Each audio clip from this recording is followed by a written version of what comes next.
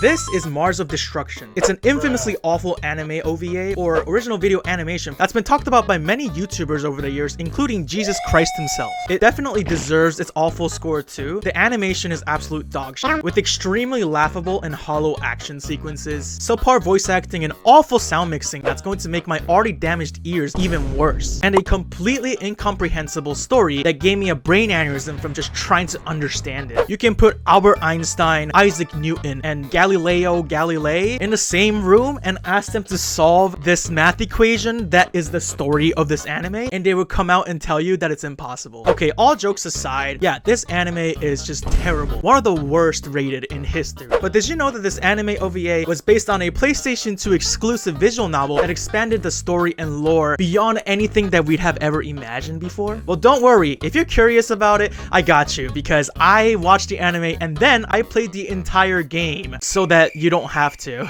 You're fucking joking. Now I have to watch this stupid bullshit again. And now, ladies and gentlemen, grab yourself a snack or a drink, or don't grab anything, it's fine, whatever you want, and get ready for this wonderful, terrible, awful, incredible journey with me. Hello everybody, my name is Hashi, and today I will be doing a deep dive into one of the worst rated animes of all time, Mars of Destruction. Hametsu no Marusu, or Mars of Destruction, is a 2005 anime OVA with a score of 2.22 on my anime list and a 1.7 on IMDb, and that is very rightfully so.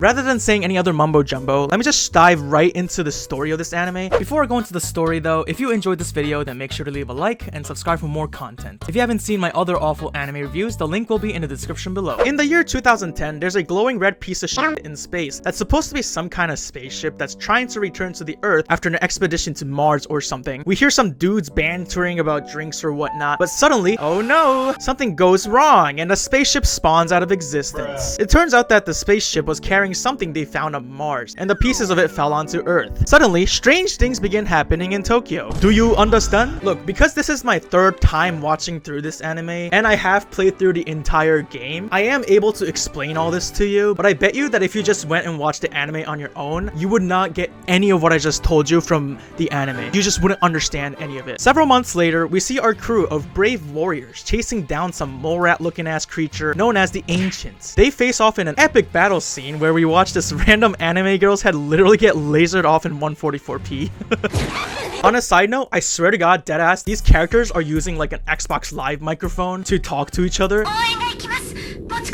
Because this girl sounds like she's about to because this mic quality sounds like she's about to drop a slur like she died on Call of Duty. Oh god. Suddenly, our main character, a guy named Takeru, wearing a battlesuit known as Mars, appears and faces off against the enemies in the most incredible action sequence of all time.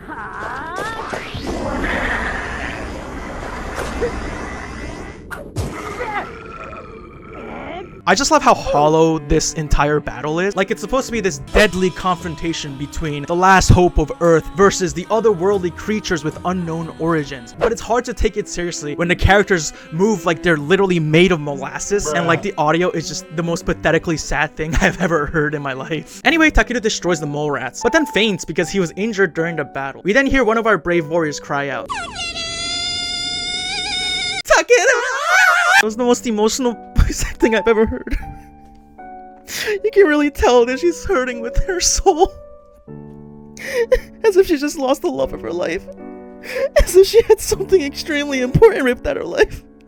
As if she just stepped in a huge pile of shit and then gets shit on by a bird and then shits her pants right after that. We see Takeru in a hospital bed as they try to save him. We then see a flashback in which Takeru is arguing with his father, who's forcing him to wear the suit and fight against these deadly creatures. Although Takeru doesn't want to, his father's a dickhead and doesn't allow him to say no. I wonder where I've seen this plot point before. I think that's just my imagination, right? Yeah, no, this is original. Also, why does bro look like he's been mewing since he popped out of the womb? Because goddamn, girl, how is your jawline so sharp? How do I do that? Takeru out here looks-maxing before looks-maxing was even a thing. You know what I'm saying? Takeru wakes up and everyone is happy. We cut to a random blonde lady talking to a random girl about bringing the fallen fragments of the Mars spaceship to America. During this scene, the lady swivels her chair and they added a sound effect for it. I deadass thought she just ripped ass and pretended like it wasn't her. Anyway, they're talking about some lore and shit, but literally just from watching this anime, it makes absolutely no sense whatsoever and nothing's explained. I just want to know who was in the cutting room and watched this and went, this is good. We should release this right now. Like, I feel like humanity will literally be able to solve how to divide something by 0 before solving what the hell they're talking about in this scene. And you can't divide anything by 0. It is literally just physically impossible to do that. That's how ridiculous this whole scene is. We're then introduced to the organization known as the Anti-Unidentified Ancient Specials Team, or AST for short. I have no idea why they didn't just call it AST. You know what, now that I say it out loud, I can see why. We see each of the characters show off their specialties in some of the most janky animation I've ever seen. Here's the thing though, who the fuck are these people and why do we give a shit? We have no idea. They never told us any of the information that we need. Who are these people? We are then told that Takeru was a regular high schooler before he became the person who wore a Mars vessel to fight the enemies, but no one knows why. Suddenly we cut to a random mission the crew is on where they're transporting some kind of secret important thing and they have to protect it from any attacks. They're then attacked by a bunch of the mole rats along with a spooky head honcho who looks kind of bad, I'm not gonna lie. Takeru puts the Mars suit on while striking the most historically incredible T-pose of all time. The suit literally strangles the poor kid like it's a corset from the fucking Victorian era. And he shrieks, which to be fair, I would also be shrieking if I was in that situation. But to be honest, it also seems kind of worth because like, god damn girl, those hips do not lie, you know what I'm saying? The green hair girl says time limit start, but this isn't explained. What time limit? Who? What? Where? Why? Huh? What? Time limit? Why is there a time limit? Where's there a time limit? Who has a time limit?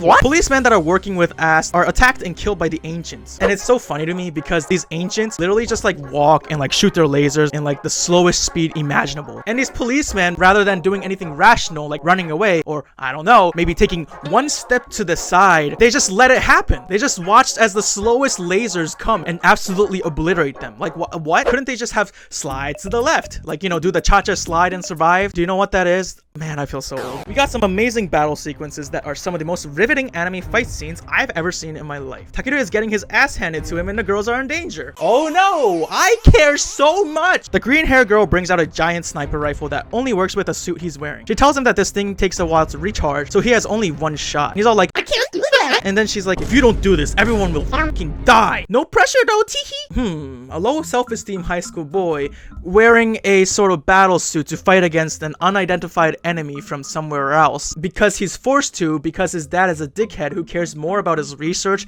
than his own child. Where have I heard this before?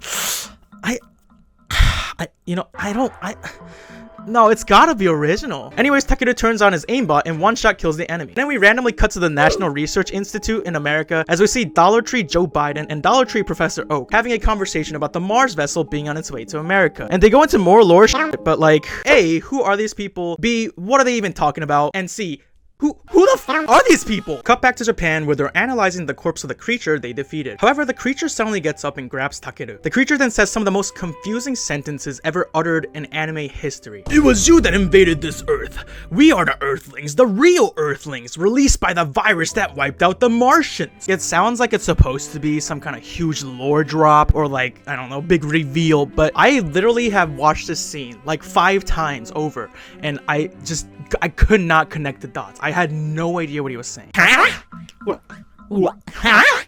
Anyways, he gets shot like 10,000 times and then he blows up and dies. The end. Wow, what a cinematic masterpiece. And by cinematic masterpiece, I mean, how in the hell did this like even get released ever? How is it possible for someone to physically watch this and then say, get him boys? And if this was any of my other videos, then I would make a few like hee hee hoo haha jokes and then I'd roast the anime and it would be over. But this time I actually decided to sit my thick ass gat down and I decided to play through the entirety of Mars of Destruction. And it was quite the experience. I don't know how else to describe it. Dude, the f***ing title isn't even capitalized. Look at all this text that I can't f***ing read. Hamitsu no Marusu is a video game developed and published by Idea Factory and was released in 2005 on the PS2. It's supposed to be a Japanese romantic adventure game according to the Idea Factory wiki. This game came out after Idea Factory's other incredible games like Study X Steady and Skelter Heaven. That's right, these guys made the game Skelter Heaven, which, you know, also spawned another one of the worst animes of all time, which is crazy because they not only have one, but now two of the worst animes of history of all time under their belt. That's gotta be some kind of achievement, right? If you haven't seen my review of Skelter Heaven, then you should go do that right after this video. But I haven't played the actual game behind it yet, so if you want to see that, make sure to leave a comment below. Anyways, I thought to myself, how bad could this really be? I mean, the anime was so dog shit that I'm like, how can this experience make it any worse for me? May God have mercy on my soul. Playing this game was definitely an interesting experience. For one, it was only in Japanese, and it was like pretty advanced Japanese. If you're a weeb, you know what kanji is. It made me really question like what kind of herb my ancestors were smoking when they created this language, and who the f decides to go, let's make two huge alphabets so you have two different ways to write 50 different things, and then someone else went, let's add a whole ass language to this so that no one can actually fully grasp the language that we're creating so that we can communicate with each other. Look, okay, I'm joking, okay, nothing against Japanese. I'm just a little bit mad because my reading comprehension level in Japanese is like a 6th grader's level, so I had a very tough time trying to translate everything while playing the game. And then there's also the fact that this is a visual novel, and I'm not really the biggest fan of visual novels. I remember when Doki Doki Literature Club was huge, I like opened it up and played it for a minute, and then I asked myself, how the f do I read? And then I turned the game off, and then I watched all the messed up scenes on YouTube, and that was it. So that made it also kind of tough for me to get through this game. Another thing that I'm gonna get kind of nitpicky about, but it did drive me insane, was the voice acting. And not because it was bad, I mean, you know, it was pretty bad, but because like it was so weird in its selection of who to voice and who not to voice. Some of the main characters had voice actors and were fully voiced throughout the game, and some other main characters just had absolutely no voice. So you have this weird sequences where you like have a character talking, and then you have the next character just completely silent, and then you have the next character talking again. It's not that big of a deal, but for me, for some reason, it like drove me absolutely insane. It's just added to the mayhem of all this bullshit. Now, there's a lot more bullshit that I'm going to be whining about later in this video, but I think it'll be easier to just do that while I'm talking about the story of the game. And also, fair warning, I did try my best, but I don't know if all the translations might be completely accurate, so please bear with me. The game begins exactly the same as the anime, and in fact, the first chapter of this game, except for the last scene, is pretty much the same exact thing as the OVA. Like, we have some of the same exact animation sequences, but the game actually adds context to some of the things that we had no way of knowing in the OVA. Like, for example, who the f are these characters and why should we care? Which is crazy to me because characters are kind of like the backbone of a story, you know, the spine of a story. So basically, the OVA Mars of Destruction, if it was a human, then it was a human that came out of the womb with absolutely no spine, so it's just like a little worm, and like I don't know if that's how it works, but it just lacks one of the most important components, which is who the hell are these characters? I have to admit that I did sort of forget how to pay attention during the first chapter of this game because I have seen the OVA like 3 times and I was already losing my mind. So I was just like, I don't want to fucking watch this again. Like, I don't want to go through this experience again. So I'm not going to go into too much detail about chapter 1 because it's all pretty much the same. The game starts the same as the anime with the same shitty looking red PNG image in space blowing up, but I should establish some of the lore first. This is a spaceship sent by America to go to Mars to collect some kind of sample or something from there. I don't remember if they ever mentioned what they were looking for, but what's important is that this spaceship blew up while returning to Earth and the debris scattered throughout Tokyo. After this event, strange things began happening in Tokyo. Anyways, let's speed up the story a bit, okay? Spaceship goes boom, Tokyo goes weird, ancients go roar XD, girls go pew pew pew pew pew pew. Takeru goes ha ha ha and destroys the ancients. He faints, go hospital, save Takeru. Takeru wakes up, everyone happy. Now I'm going to go over some important basic details. Our main character, and the one we play as, is Takeru Hinata. He's a high schooler who was forced to begin fighting against the ancients because his daddy told him to do so. The Mars suit was invented by Takeru's family, and not just anyone could wear the suit. Most people apparently weren't able to survive wearing the suit, but Takeru for some reason is able to equip it for up to 10 minutes. However, after 10 minutes, he will lose control and become extremely violent and unpredictable. Another important fact is that Takeru is unable to equip the Mars suit without the truck that carries the equipment. Also, based on this family picture, you can kinda tell the family dynamic, I think. Like, look how miserable this kid looks. Also, damn, why is this grandpa so... I don't know, like grandpa, more like granddaddy, or Okay, anyway. This guy is the Dollar Tree Professor Oak that we saw at the end of the OVA. Now, you might be thinking to yourself, how in the world were we even supposed to know that at all? And to answer your question, I have no idea. Unfortunately, his parents were killed in a flying accident, and after that, Dollar Tree Professor Oak went missing, and Takeru has no idea where he is anymore. Anyway, switching gears to the spaceship that went to Mars then blew up. The pieces of the spaceship all fell onto the Earth's surface, and this was when the ancients began to turn up everywhere and attack people. However, the ancients were reported to only attack at nighttime, so it can be assumed that they're not able to move around during the day. To fight against the Ancients, a group known as the Anti-Unidentified Ancient Specials Team, or AST, was formed. And within AST, we have some of our main characters who I didn't even realize were supposed to be important when I only watched the anime, because they were never named or did anything where jack shit except pew pew pew pew pew and get thrown around by the Ancient. That's kind of bad, but you know, whatever. Anyway, so the blonde lady is named Kyoko. She's the head of AST. Sounds kind of like head of ass, am I okay?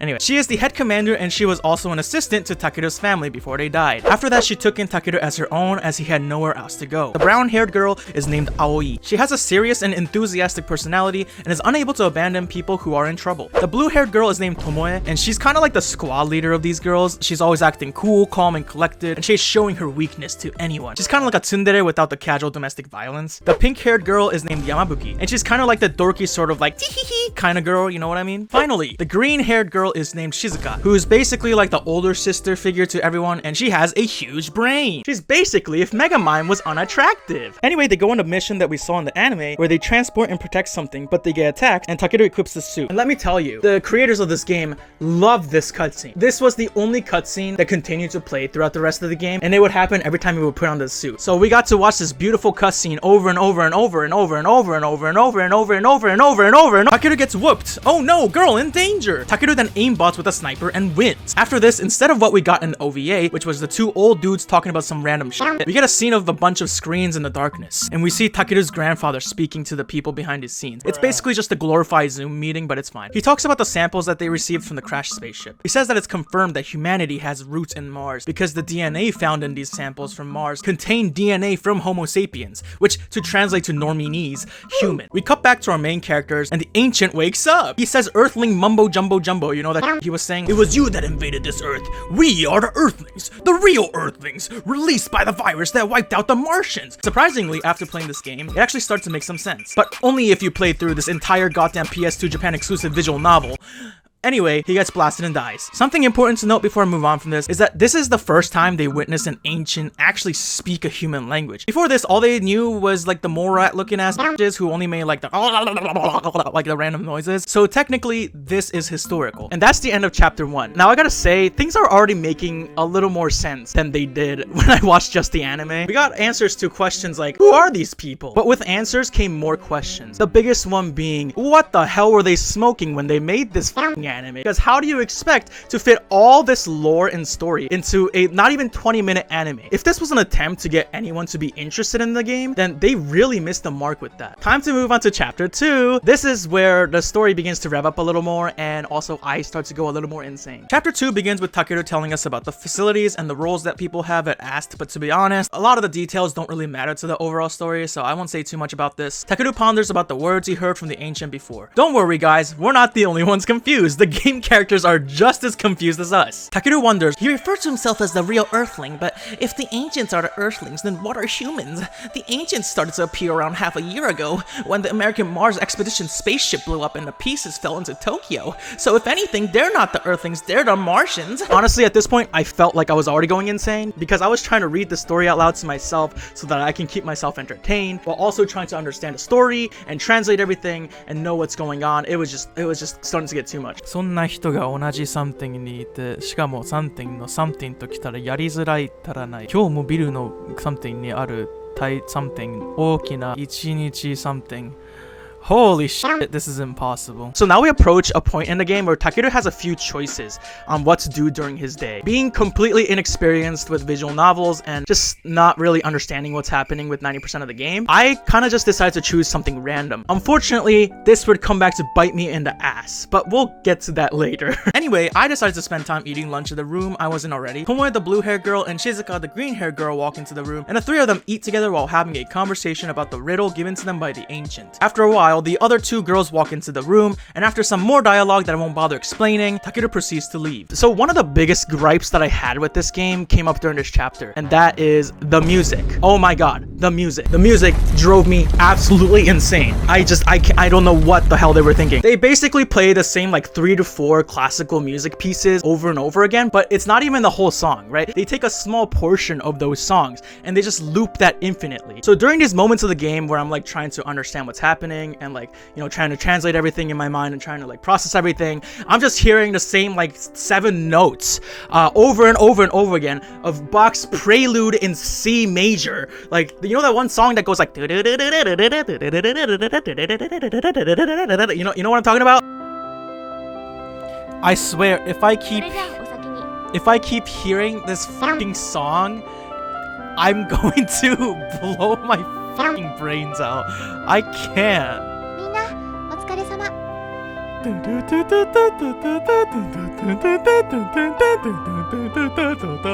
Yeah, it made me want to smash my head into a wall until the ringing in my head would eventually replace the fucking music that I was hearing over and over again. Anyways, as Takeru walks around the base, he sees a room with a light on and peeks in. He sees Tomoe looking through a bunch of documents, researching about the ancients. Shizuka is also there with her. They ponder about the words "Earthlings released by the virus" and what exactly that might mean. Also, the virus had supposedly wiped out all of the Martians. They wonder if humans are actually from Earth or not. But obviously they're like, bro, what the fuck do you mean? Of course we're humans. We're from the Earth. What? Takeru then goes to his room and sleeps. The next morning, Takeru wakes up and thinks.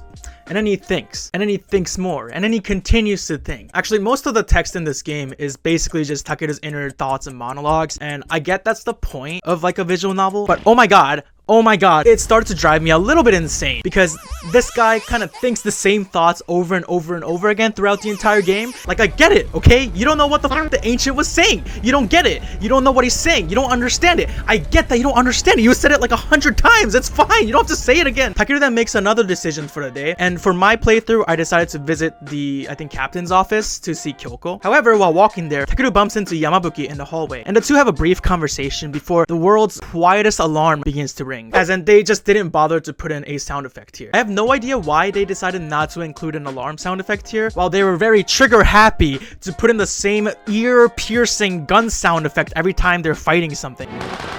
They depart to fight off some ancients. Takeru is in the truck with the Mars system because he would only be equipping it if needed. Because again, he can only be in the suit for 10 minutes. He ponders about some shit where he's all insecure and whatnot about, oh, other people are fighting and I'm useless. Yada yada yada introspective shit that would be interesting in a better written character as in an actual better anime, but anyway. The girls are pew pew pew pew pew fighting off some ancients, but then they encounter another unique looking ancient. Takeru equips the Mars suit and they very happily replay that same cutscene as before. He goes to confront the ancient, who also turns out can speak. So whenever Takeru's in the suit, his personality does a pretty huge shift. Like outside of the suit, he's all timid and insecure, like, oh my god, I'm so useless, I can't do anything. But when he's in the suit, he's like, I'll kill you, you little shit. You bitch ass, don't even try to come at me. I'm so much stronger than you, little piece of shit. Like, it's almost as if the Mars suit has another personality, or it just brings out like a wilder side of him. Or maybe he just started attending Hustler University Discord campus led by Andrew Tate.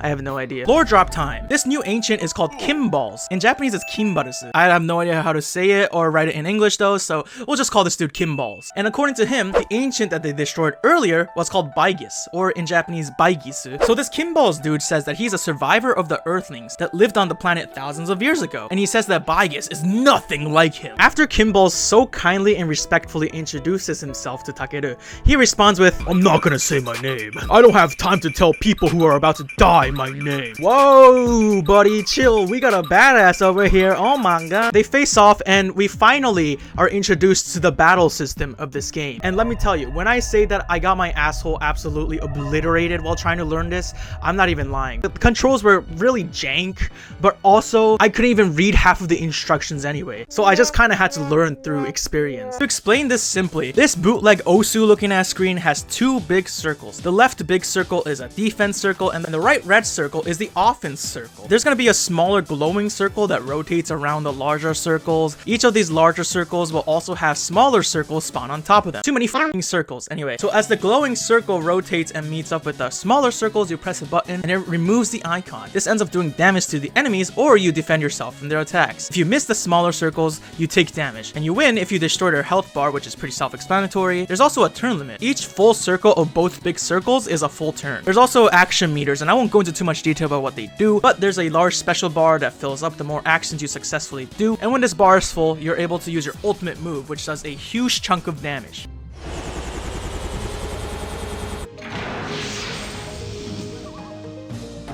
Now, I'm able to explain this to you, I feel like pretty clearly, or as clear as I can, because I was forced to learn how to play this. Otherwise, I wouldn't have been able to get through the game. But I gotta say, the learning process was quite sanity draining. Obviously, the first few times, I'm gonna get my ass whooped because I don't know how to play the game. And if I lose the battle, then I'm forced to button mash through an entire death scene. And then it takes me to the title screen. And then depending on, you know, where I saved in the game, when I load it, I have to button mash all over again just to get to the point I was. And then I would get my ass whooped again. And then I would go to the title scene again. I would load it and I would button mash more. And then I would lose again. I would button mash more, get to the title. You know, you get the deal, right? This is Dollar Tree Osu looking ass game, bro. What is this? What? How did I lose? Did I just fucking die? Are you kidding me? Oh, I gotta watch this whole stupid ass cutscene again? You're fucking joking. God. Now I have to watch this stupid bullshit again? I can't. I don't know if I'm gonna be able to finish this shit. Cause I can't even beat the first fucking enemy. I don't care. Ugly ass bitch. No, I don't want to read the tutorial again. This is what I get. This is what I get for spam clicking. Are you joking? How are you supposed to beat this shit, bro? The one saving grace was that you're able to save at any point you want during the game, which I learned after losing, I don't know, only like 5 times. Anyway, after way too many tries, I finally won and beat this dude. Oh my god, did I just do it? Did I just do it? Holy shit. Holy shit. On a side note, I absolutely hate the soundtrack that plays while Takeru puts on the suit and like fights the bad guys. It's like the other songs I was telling you about. It's just like the same sort of song loop that plays over and over and over again.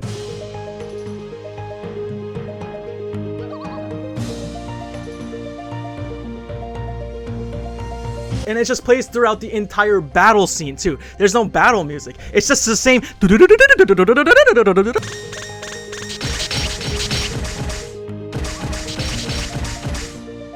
It doesn't even sound like it's a battle song. It sounds like a bootleg Final Fantasy results sound or whatever. You know, like in RPGs, like when you win a battle and then there's a screen where you're like getting all the experience points and like a little jingle plays. Yeah, now imagine playing that jingle on loop over and over and over and over again during the hardest boss battle you've ever had to fight in an RPG. That was my experience with this game and it was great. Anyway, after the battle, apparently Takeru literally kicks this dude's head off. Like, what the fuck is happening? His dialogue during the scene is basically just like, you done running like a little bitch? Shut the fuck up, idiot. Like, okay, geez, calm down, bro. All that edge is literally gonna give me a cut. Kimballs dies after saying a strange sentence. Why do you side with the Martians? Takeru begins to lose control and screams.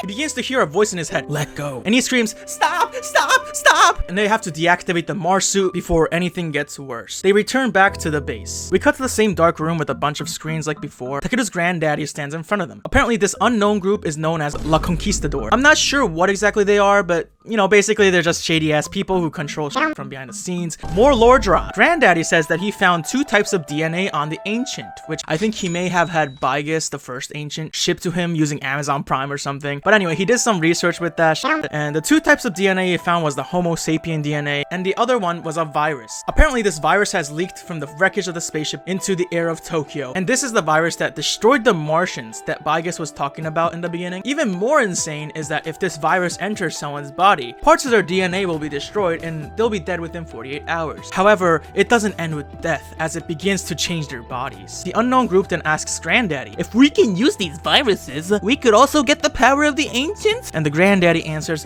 perhaps. And they're like, I bet, continue your research, you little hoe. Now moving on to chapter 3. The characters are doing some paperwork and Takeru thinks, and he continues to think, and he continues to think, and he continues to think, and he continues to think, and he continues to think, and he continues to think, and he continues to think. Okay, I'm aware of how petty this might sound, but Takeru just thinks too much, man. He thinks just the same thoughts too much. It feels like they're just trying to blow up the gameplay time. It's giving the same vibes as when I would write my essays in school and I would have to fill up the page requirement and I would just write the same fucking sentence, paraphrased in like 100 different ways. Anyways, here we have another big reveal. Originally, it was believed that the Ancients could only move around at night, but with the appearance of Kimballs during the afternoon, that changed everything. Takeru remembers Kimballs' last words. Why do you side with the Martians? Takeru is even more confused now. He had originally believed that the ancients were appearing because they fell from Mars or something, but now it's becoming more unclear who is what and where anyone is actually from. The most quiet alarm in the entire history of the universe rings again, and they're sent out to fight again. However, this time it's right smack in the middle of the day. Takeru sits in the back of the truck as he waits for the command to equip the Mars suit. He thinks to himself that he might be kind of disappointed if he wasn't able to go out and fight in the suit, because it gave him a thrill having that much power against weaklings, twisting them around to his will, making them submit and destroying them. Man has a permanent hard-on for power. They encounter another unique ancient, so Takeru is sent out in the Mars suit. They play the same cutscene again. Anyway, we meet the next big bad ancient, and god damn! Why is he so thick? Oh my god. This guy introduces himself as Zoroark, which sounds like Zoroark, the Pokemon. But this guy was created before Pokemon created Zoroark, so actually, the Pokemon company stole from Mars of Destruction. I mean, to be honest, either way, I'd still smash. What? Now it was time for another Dollar Tree Osu battle, but this time, I got my ass whooped in like 10 seconds. What the f-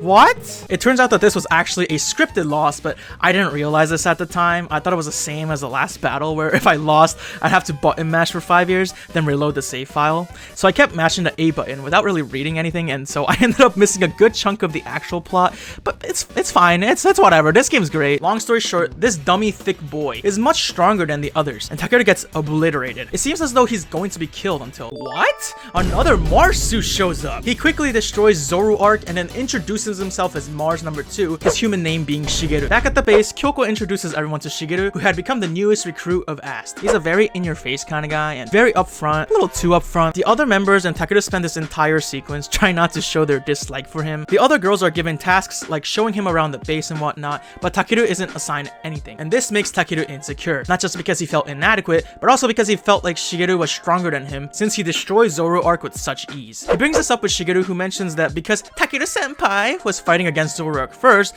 he was able to figure out his weakness and was able to defeat him. Takeru is like, yeah, I don't think I'm gonna get along with this dude. And to be honest, he kind of gave me sus vibes too. I don't know, boss, could be an imposter. Shigeru is also very pushy, labeling himself and Takeru as Mars mates. Him and I are best Mars mates forever. Ooh. Oh god, what the fuck? Anyway, this was when the voice acting thing I was talking about earlier became really prominent, because like the girls would talk and they would have the voice acting, and then Shigeru would talk and it would just be dead silence, and I'm just like, it started to kind of drive me insane.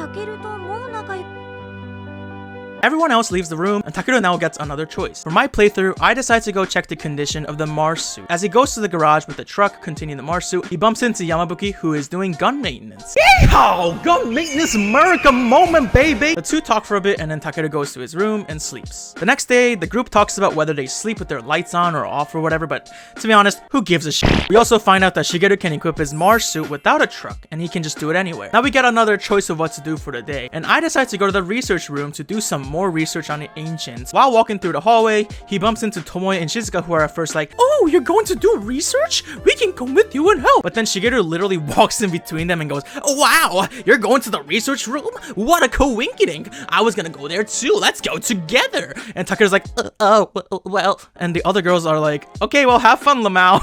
And they literally just ditch Takeru.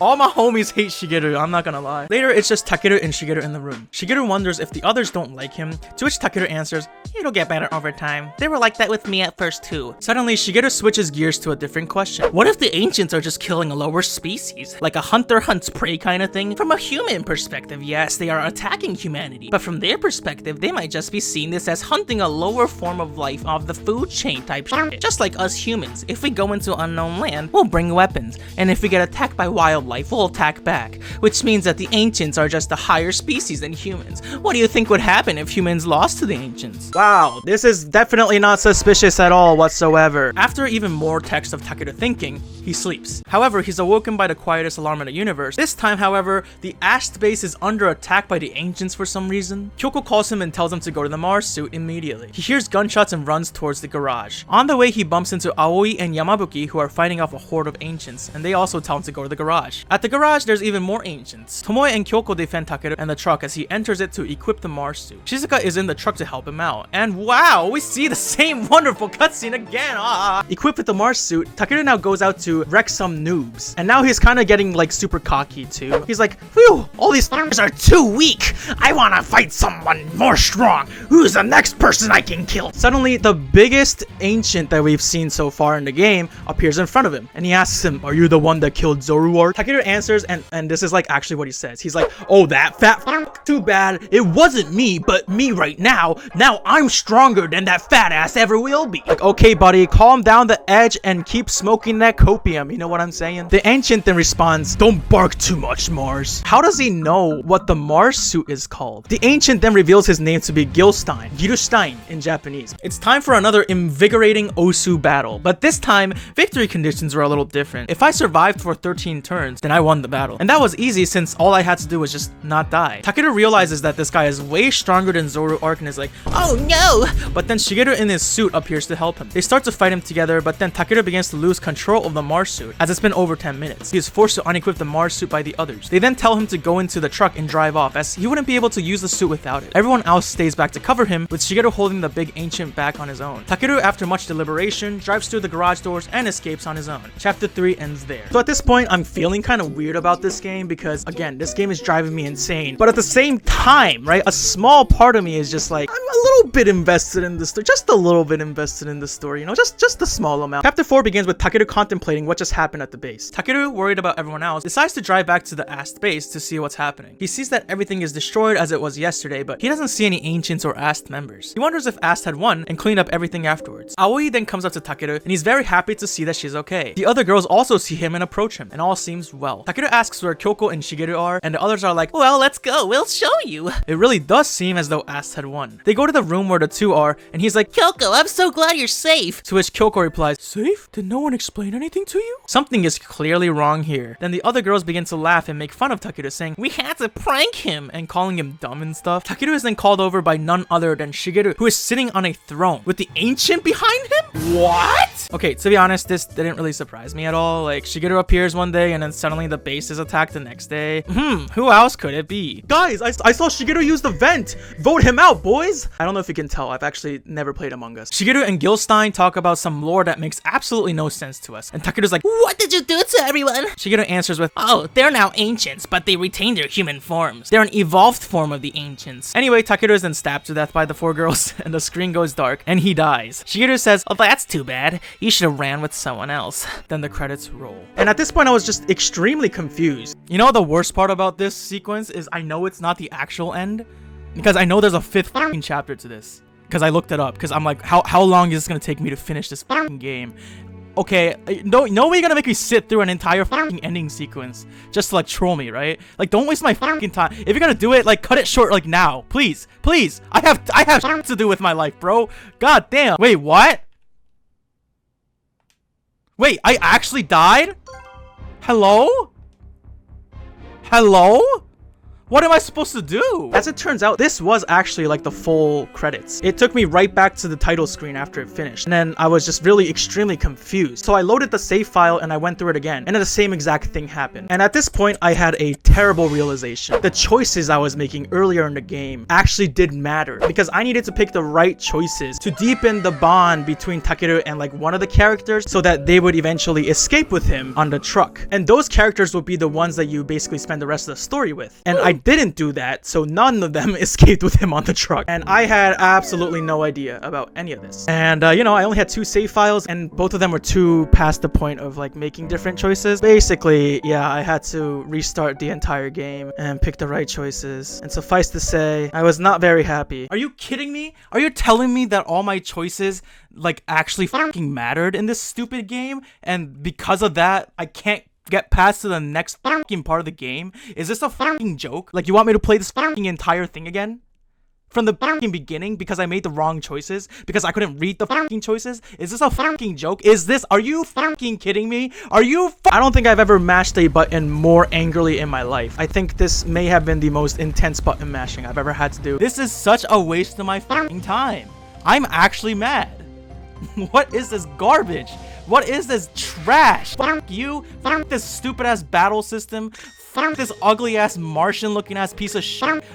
everything about this stupid game, and this music too. I'm so tired of hearing that. Like, you. This music makes me go even more insane. Well, I just lost because I fucked up. I can't even do anything. I can't even skip. I can't pause. I can't restart the fucking battle. I have to just let myself lose because I missed 2 fucking balls on a stupid ass circle. Yeah, let's put on the Mars suit. Oh my god, it's a fucking alien.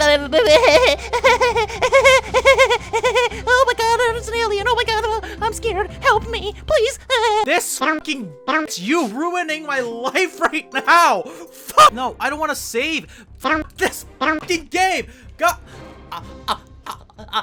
I need to give a quick pause and give a massive shout out to GXZ95 on YouTube, who I think may have the only playthrough of this game on YouTube. This guy is my god and savior. I had to use his choices so that I could actually get to an ending of the game, because I sure as hell was not going to go into it blind and try stuff over and over again, okay? I do not have the patience for that. So the storyline that GXZ95 did will lead to the story playing out with Tomoe and Shizuka. Unfortunately, the only characters that remain in the game are the ones that leave with you on a truck. I'm assuming that you're able to finish the game with like the other girls escaping if you went that path based on screenshots that I've seen online, but to be completely honest with you, I don't think I have the patience and I don't really care enough to go through that. I restarted the game and played through it with the same choices as GXZ95 did. And let's go back to a bit before the base gets attacked. So Takeru stares a bit at Shizuka sleeping and Tomoe is like, "Hey yo, what you doing, bruh?" And we get a, classic tee anime misunderstanding moment, like, "I swear I wasn't doing anything." We also get a bit more lore drop as Takeru discusses with Shizuka and Tomoe. Takeru comes up with 4 important points. 1. The ancients began appearing when the Mars expedition ship fell onto the Earth. The second is the words that Baigus said, "I'm an Earthling that was freed from the Martians thanks to the virus," or whatever. The third point is that Kimball said that he's not the same type of ancient as Baigus is, and Kimball's had been alive for a few thousand years. The fourth point is that if these ancients have similar consciousness like humans, then there's a chance that they could have their own civilization and culture. If they were to believe the words of Kimball's, then there would be 2 kinds of ancients. The really old ones who were alive for thousands of years, and ancients that were born more recently. The ancients from the past took a very different evolutionary route from humanity, but we can assume that at some point, both species did exist on Earth at the same time. They hypothesize, what if the reason why they disappeared was because of the humans? Takeru then says there's always been the word Martians whenever the ancients spoke. What if the humans weren't originally from Earth, but they actually did originate on Mars? This would mean that indeed the ancients would actually be the original Earthlings, and there are ones from the past and ones who evolved recently somehow. The evolved ancients are saying that they were quote-unquote released by the Mars virus. This virus brought out all of these ancients that seemed to be hiding all these years before. But they think the closest thing to these ancients in terms of size and shape are humans, which means that this virus turns humans into ancients, although they refer to it as returning to form, with many questions and no solid answers. The chapter ends the same way as it did before, except instead of Takeru escaping the base alone, he escapes along with Shizuka and Tomoe. I hope the lore is making some sense. I'm trying my best to explain it to you guys, but honestly, even I'm getting like brain f***ed right now. Okay, so chapter 4, for real this time. Takeru, Tomoe, and Shizuka begin to get closer as they talk about contacting their families. From here on out, assume that you can also complete the story with the other characters too. Also, for my playthrough, it seemed like Takeru and Tomoe were getting particularly close. Like Takeru exclaims, "I won't let you die, Tomoe." Like, I can't tell if this is supposed to have romantic undertones or not. It doesn't seem platonic, but it doesn't seem like they're fully lovers either, but whatever, man. Love is for losers, am I right? With nowhere else to go, the 3 of them decide to go to Takeru's home. He doesn't live here anymore after his parents died, but Kyoko comes around to maintain it once in a while. But it's been mostly vacant for about 4 months. There's also a research lab in the basement where Takeru's family invented the Mars battle suit. When the 3 head downstairs, they find a suit that looks very similar to the Mars one. Shizuka analyzes a terminal that was in the lab and finds out that this suit is called Type Ishtal, which was created for a woman to wear. Shizuka then looks up information about the Mars suit and notices that the terminal has nothing about it, as if someone had messed with the files. However, instead there's a lot of information about human DNA, as well as the Martians. It says that the Martians were mostly wiped out by a virus and they escaped to Earth. So it's confirmed here that humans are the descendants of the Martians. There was, however, one small bit of info about the Mars suit. It apparently edits the DNA of the humans and allows them to pull out the strength of the ancients. Basically, it temporarily turns a human into an ancient. Tomoe then points out a discrepancy, because in the terminal information, there was data about the DNA found in the Mars ship crash, but canonically, the DNA was actually only found like 2 weeks before the events of the game. So why is there information about something 2 weeks ago on a terminal in a house that's been vacant for 4 months? Before reaching any conclusion, Tomoe goes upstairs to rest because she wasn't feeling good. Now you have a choice to stay with Shizuka or go check on Tomoe. I decided to go up to check in on Tomoe. The two have a deep conversation about their parents and childhoods, but to be honest, this was not as gripping as the lore I was seeing about the Martians and shit. Like, I'm sorry, but I'm literally just here to see what's up with this insane ass lore, not for these goofy odd characters, okay? Although I did find myself getting a little bit attached to the characters of Shizuka and Tomoe after being forced to read hours of dialogue with them. And there's a scene where Tomoe like takes off her jacket and like she's like, oh my gosh, Takeru, help me, I'm injured. Don't call Shizuka though because I don't want her worrying. Like, what is happening? I don't. The three go outside for some fresh air when an unknown voice calls Takeru's name. They turn to see an ancient named Bainagard. In Japanese it's Bainagado, but oh my, these names do not get easier, Jesus Christ. Bainagard reveals that she is an ancient, but she used to be a human. She says that until 4 months ago, she was a human, and her human name used to be Kanae Hinata. Now, I'm sure no one remembers this, but Takeru's last name is Hinata. Yeah, it turns out that this ancient used to be Takeru's mom, but was transformed into this thing. She tells Takeru that she's here to pick him up, and of course, Takeru doesn't want to believe it, as he had believed that she died in an airplane accident. She reveals that the accident was caused by the ancients to abduct her and Takeru's dad, so that they can use them to create a suit just like the Mars battle suit, and their objective was to apparently have humans use the suit in order to make them into a being that's closer to the ancients, to release the current humans. You know, let's just pretend to understand all this, returning to a higher form type shit, and just move on, okay? She says her original human form, Kanae Hinata, is dead, and she returned to her true form. She tells Takeru to think about coming with her, then leaves, telling them she'll be back. Before she leaves though, Takeru asks her about his dad. She says that his dad died as he was unable to handle the virus and turned into one of the basic ancients, the mole rat creatures with no thoughts and shit. They're basically just a mindless pawn. Takeru wonders if any of the ancient mole rats he killed earlier in the game might have been his dad. Anyway, she leaves and the three go inside to discuss the shocking revelations and whether they might be true or not. They go to sleep without much of an answer though. Next day, they discuss a bit, but before they can do anything, a visitor arrives. It's Bainagard, again. She tells Takeru to give up as the girls are already in the process of turning into ancients anyway. Although their forms wouldn't change and they still will look human, they'll be receiving the same powers as the ancients. Apparently, they messed around with the virus a little bit, so I guess that's possible now. I don't even know anymore. Bainagard then confirms that this is the same virus that wiped out the Martians, or humans,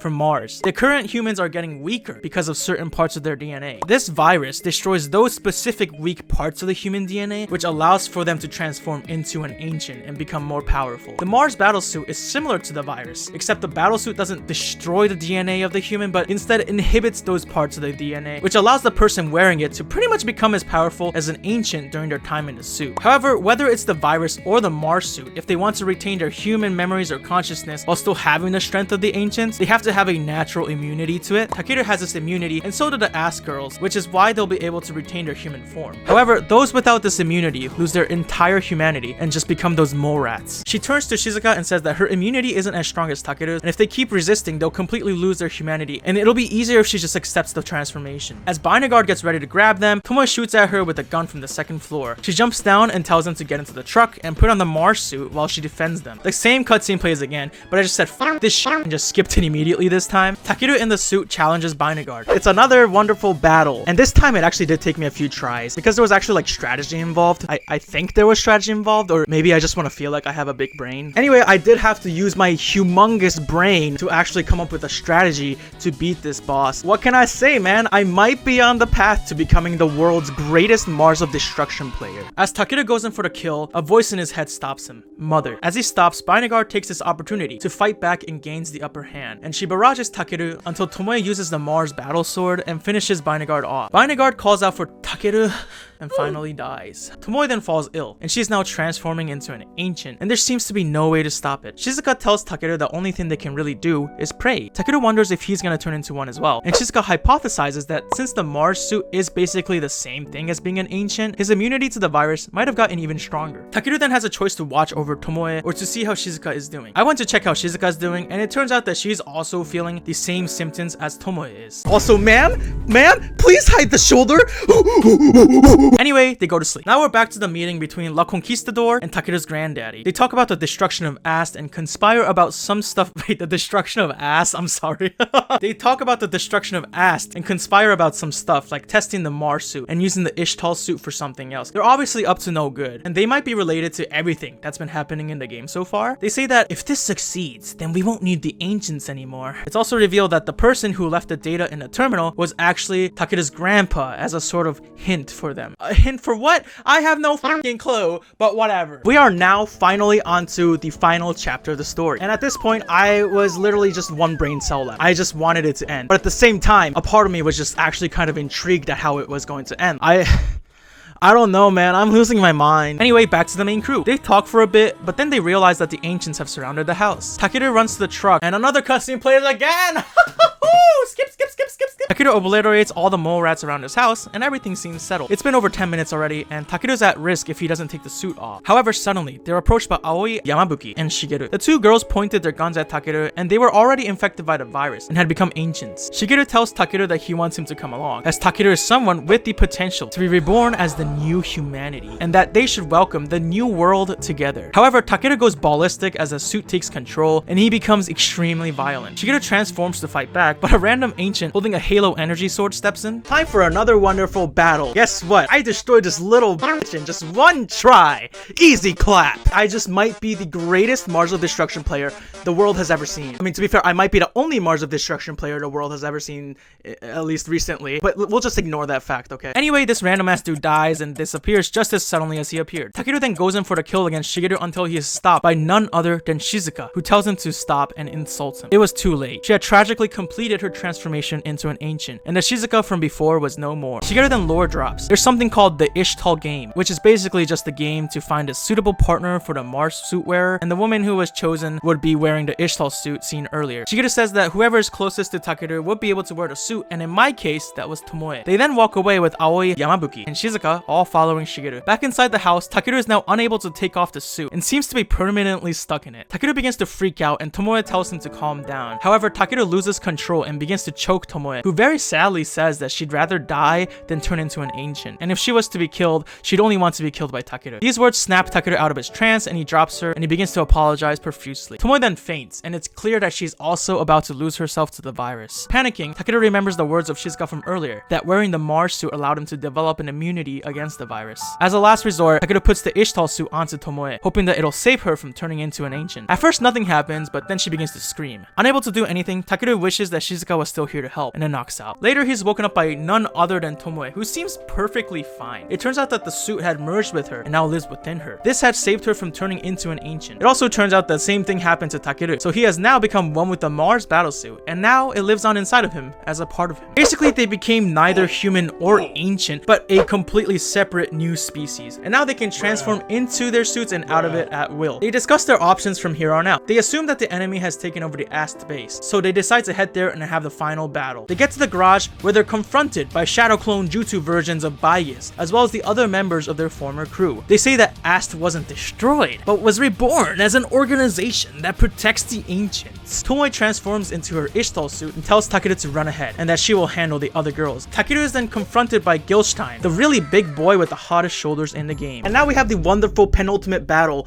against the Gilstein. And guess what? No ancient can destroy the world's greatest Mars of Destruction player. I beat this motherfucker in one try, and we moving on to the last boss because I'm just so good at this game. Tomoe is forced to kill all of her former comrades with their own hands. Unfortunately, they don't have time to mourn as they must confront the big boss. As they enter the command room or some kind of computer lab, I have no idea, they find Shigeru and Kyoko. They question if Kyoko was also turned into an ancient, but she says that she actually has a very strong immunity to the virus, second to Takeru. That means that she's still a human, meaning she's here out of her own will, and that she had betrayed everyone. She was apparently invited by Shigeru after the initial attack on the base to witness the birth of a new humanity, and as a scientist, she couldn't resist. What is this Pickle Rick type shit, lady? Shigeru then says that him, Takeru, and Tomoe Tomoe are a new humanity, not human, not Martian, not Earthling, not ancient, just a new species in general. Shigeru says that he was sent there because he was ordered to by people who want to control and restrain the ancients. And this refers to that group, La Conquistador. Shigeru is a prototype of an ancient that retains their human form. He was created for the purpose of becoming one with the Mars suit, which he succeeded in. However, since he was created for experimental purposes, his lifespan is limited to only 4 years. Because of this, Shigeru wanted to speed up the process of the birth of the new humanity. Tomoe then asks him what the Ishtal game is. Shigeru answers with the fact that if Shigeru and Takeru were the only two people in this new species, then they would only be seen as an anomaly by the world and not something that is natural and part of the world. That's why Mars needs a female partner, which is Ishtal, and in this case, that's Tomoe. They would find a woman that's fit to be the wearer of the Ishtal, and they would birth the partner of Mars. She then asks Tomoe, Whose wife are you gonna become?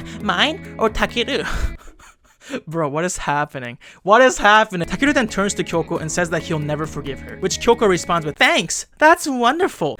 Bro, what the fuck is wrong with this lady? Like, what? Shigeru transforms into the Mars suit, and we have the final battle. The first time I tried this, I was literally, like, not even joking, 1 hit away from winning, and then I died. Yeah, that was really fun. Anyways, I beat his ass in the first try because I'm the world's greatest Mars of Destruction player, and nobody can say otherwise. Shigeru gets injured to the point where he's not gonna survive, and Shigeru says that he's glad that Takeru won. Since he was only going to live for like 3 more years anyway, even if we won, he wouldn't be able to help birth the new human species, which would mean that this new humanity would never be born in the first place. However, he didn't go easy on Takeru either, which means that Takeru won fair and square. He then points out the irony that he was created as an experiment to birth a new humanity, but the people that created him don't even know if they were going to succeed at all. And he hated the fact that he was just a being that would be destroyed after serving his purpose of collecting some data. There was no reason for him to exist at that point. He decided to give himself a purpose for his short life by choosing to make Takeru into the new humanity. If he did have time, maybe they could have spent time together fighting against the ancients, but unfortunately,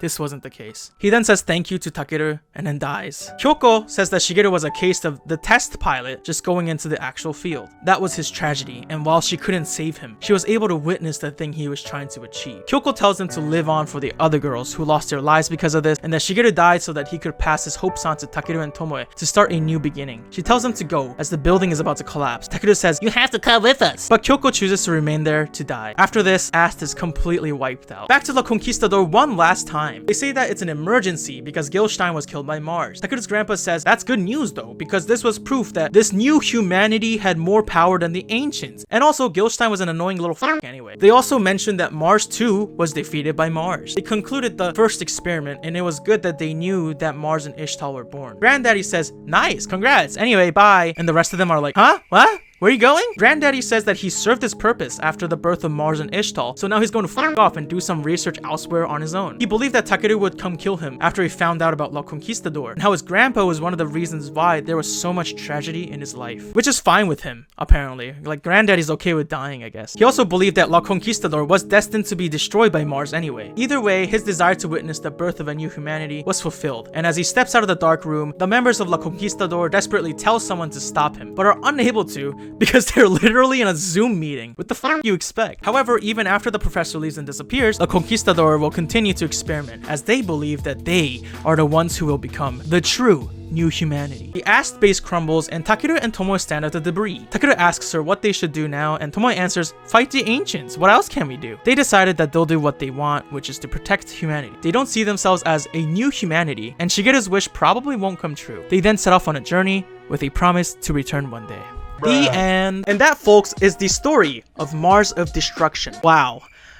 What just happened?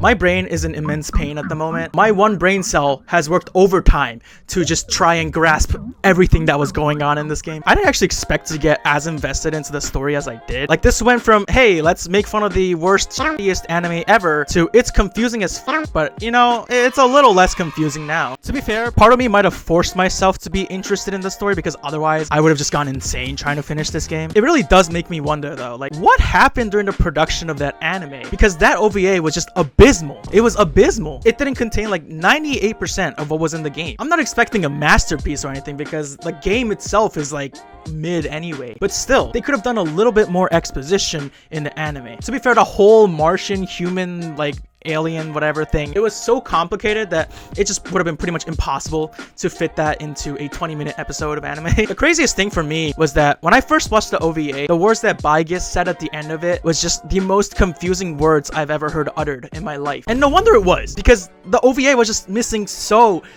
much. Just way too much information was missing. It's like they said, hey, let's take just the cutscenes, add like a little bit of extra animation, not explain anything, and now we have a masterpiece that the world will forever remember. I mean, I guess the world does remember it, but not because it was a masterpiece, but because masterpiece.